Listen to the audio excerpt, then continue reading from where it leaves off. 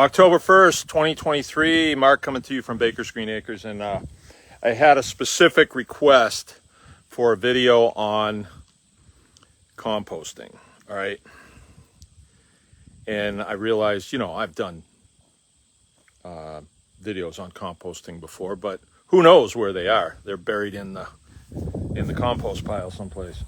So I'm going to do that, and I'm just going to jump in where I am physically right now. You can jump in anywhere because it's a circle. I think it's like the circle of life, right? It is the circle of life. And okay, so where I am right now is my composting area. And so when I get a hold of something that's carbon-based and I can't find anything else to do with it, whether I can't burn it, I can't feed it, I can't make anything out of it, I can always put it in the compost pile. So on this day, I have a compost pile right here, right? And you can see that I've mushed it open with the front end loader. Front end loader is this small tractor right here, 50 horsepower tractor. That's the 55, that's the biggest tractor that I have. That's all you need. And if you don't have that, you can get along without it, right? So I am going to talk a little bit about equipment, what you need to have. And there's always workarounds. You can always rent equipment, hire equipment with a person. There's all kinds of ways you can work around things. But this pile started last year, late spring. I cleaned out the loafing shed. Loafing shed is where the cows hang out when they're not being milked, and it's the heat of the day, and they're just hanging around in there chewing their cud. It's just a section of the barn, and when they're in there and just hanging out, it's not like they do nothing. They process their food and they poop. So it builds up in there, and it has to be cleaned out because they can't get in there. It gets so high, they're too close to the ceiling. The bigger cows can't get in. So it builds up pretty quick. It's surprising.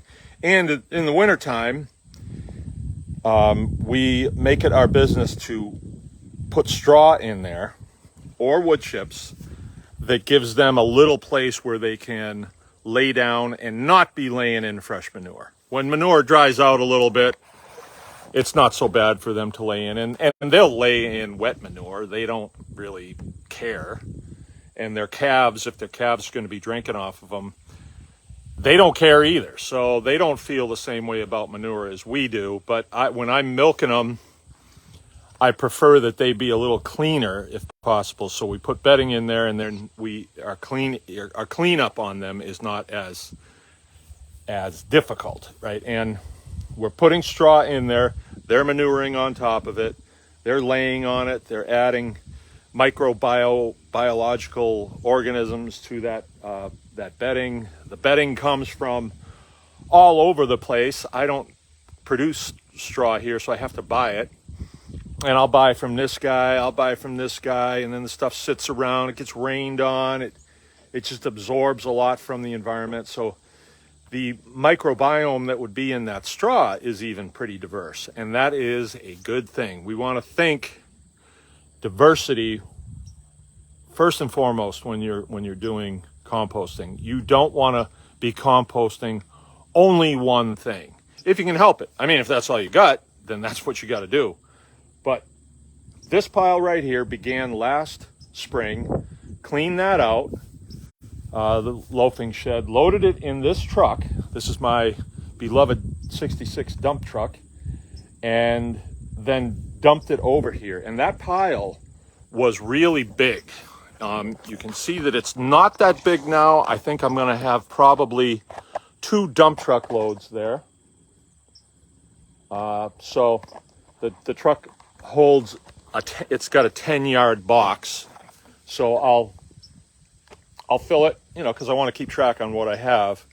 And then I'm going to take it out to a location that I want to spread it. I don't need to spread any more compost in my yard. I don't need to do that. Our yard is really producing a lot of grass, which is a whole nother concept, harvesting your grass. You're not mowing the lawn anymore, you're harvesting for your animals. So I'm going to take this out onto one of my fields that's about 9 acres.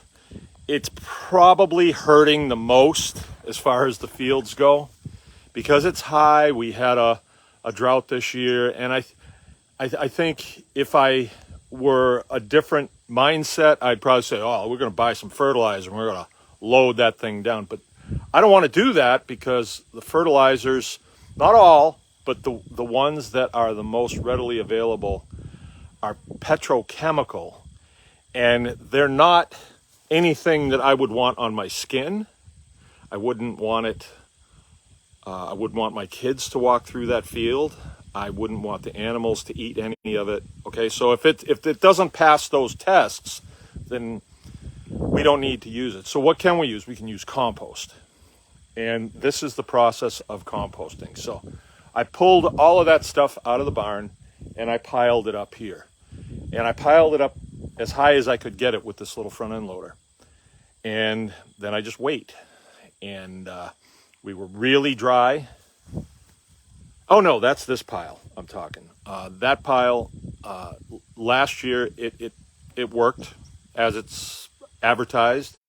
When you would break it open, steam would just billow out of it. So that means the microbiome that was in there was really having a good time. They were partying. They were having a great time eating and drinking and being merry, multiplying, all that stuff that they do. And you're going to want to look into what's actually in that. I'm told, how would I know, but I'm told that there's up to 300 species or 1,500 species. What's the difference? It's more than 5. There's a lot of species of nematodes and bacteria and protozoa and all those nifty things are in there. I don't put them in there. They come from the gut biome of the cows, actually. That's where they come from. And then they migrate into that pile because it's a good warm place to be, and there's lots of food in there for them. So they migrate right out of the environment into that. So then, over the course of last summer, it became a great place for me to put anything that I had that I couldn't use anyplace else, so long as it's carbon-based. I wouldn't put scrap iron in it. It wouldn't do me any good. I wouldn't put broken concrete in it. It just wouldn't work. Wood chips, oh yeah, I can put them in there. But you do have to be careful with wood chips because they require nitrogen to break down. And nitrogen is our friend. So we don't want to do anything to the pile that's going to deplete it of nitrogen too much. Wood chips, it's a balancing act because wood chips come from trees. Trees have deep roots. The roots go down real deep and they bring up trace minerals. And trace minerals are our friends too. So it's a balancing act. We don't want to use, nothing but wood chips. People do, but I'm not going to. I'm going to play it safe because I want to be able to spread a pile a year, or maybe someday when I have nothing to do, I'll make several piles, and then I'll take that truck and I will go get other people's casts off. Like I have neighbors that have huge piles of manure, and they kind of look at it like it needs to be disposed of. And so if I show up and say, I'll take that manure pile, they'll probably load it and kiss me on both cheeks. Could be, maybe not. That's why sharing stuff like this, I cut my my scrounge down every time I share something like this. But I produce enough here. So we're going to take this, put it in the truck. As we're putting it in the truck, we'll be aerating it. So we may activate it again, but that's fine. I'm going to take it out into the field that I want to put it in, and I'm going to spread it. I'll just dump it for now, and then later on this week I'll go out there with the spreader, load the spreader, and then I'll make strips. And when I'm doing that, I'll show you how I do that. And let's say I had started this video in the field, I would say, composting begins here. But that would not be true. it's a circle. So where does it begin? It begins where I want to explain it to you. In my mind, I mean, people may not think that that's how it is, but in my mind, that's where it begins. So the soil that's out there is going to fuel. It's going to take in the nutrients that come out of the environment, that come out of the rain, that come out of this compost, and they're going to enrich the soil. They're going to create sugars. Let's just call it sugars. The plants are going to use that, and they're going to grow. Now, if you ever go to the beach, you know there's not a lot of nutrient on the beach. It's just not there. It's sand, silica. There's not a lot in that. If you try to grow seeds in that, a lot of seeds won't even germinate in it. You have to put something in it. And you see sparse growth, really sparse growth. So that's an indication that there's not a lot of nutrient out there. But you go out into this field and it's thick. I mean, it's really thick, but it wasn't always. It used to be very sparse until we started doing this composting. So composting is what brought us to where we are out in that field. I'm always cutting my fields to make hay. So this one, when I cut it this year, I normally get like 17 bales off it, and I got like 9. It wasn't what I really wanted. So I said, this is the one that is going to need some help right now. So with the compost as the medium, I can always put things in it. I could put an organic pelletized fertilizer. I can do that, but what's in it? Usually an organic pelletized fertilizer, they just go into these massive hog houses and they take all the manure out of them and they pelletize it. Hog houses, chicken houses, turkey houses, they pelletize it and they say, well, it's organic. I mean, we didn't put anything in it, right? Okay, but what did the turkeys eat in the first place? So that's a little concerning. So I don't do that. I mean, you could, I guess. What I do sometimes is I will get bags and bags of lime, pelletized lime, and dump that in there, and it will mix as I'm putting it in the truck. I don't have any today, so I guess I won't be doing that today. But I do have biochar. Biochar is charcoal that's made in an oxygen-deprived environment. So if I take that biochar, grind it up fine, and then inoculate it with something that has a lot of diverse bio creatures in it, I can put that in this compost. It'll be enhanced by the bio creatures that are in this compost, and the biochar protects those creatures. Matter of fact, what it does, it's sort of like you're planting a settlement, because you have a small piece of charcoal or biochar, and it plops down into the soil. All the creatures that are in there are protected. They're protected from the sun, from dryness. Those are the two biggies, that work over those microorganisms. Microorganisms, like bacteria and stuff. You think about it, if you have a surface and you sit it in the sun, everything gets killed, right? It gets cleaned off. Only the most rigorous can make it. And remember, diversity is our friend here, so we want even the weakest microbiological life to thrive, right? We want them to get a foothold. So biochar will enhance this whole process. And I've said it many times before, I'll say it again, it is one of the biggest, we got a low battery. It's one of the biggest force multipliers I've come across to this date. If something else takes its place, hey, I'll be right there. But biochar really does make a huge difference in the growth profile of a field. And there's several ways that you can apply it. You can just go out there and sprinkle it. You can.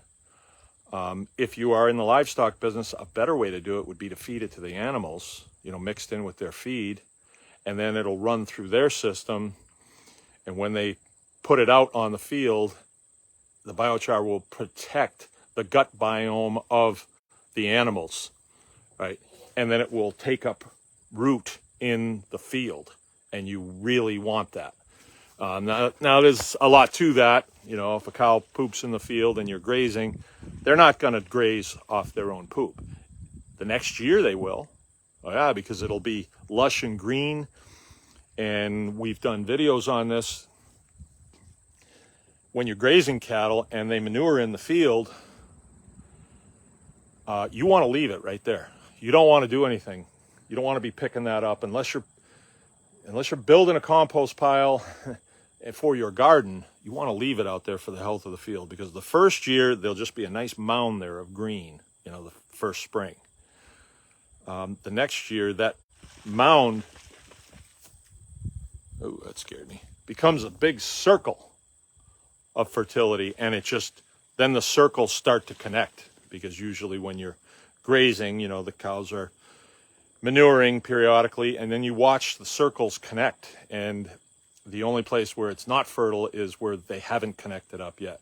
And so that's what this will do. This will really aid in connecting up those circles, because it makes sort of a pathway of life for the microbiological life to flourish.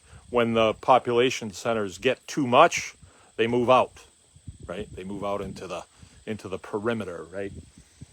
So that's what we're going to do. We're going to spread this, and once it's spread, we let it do its thing, and the next thing we'll be doing is cutting hay off of it next spring.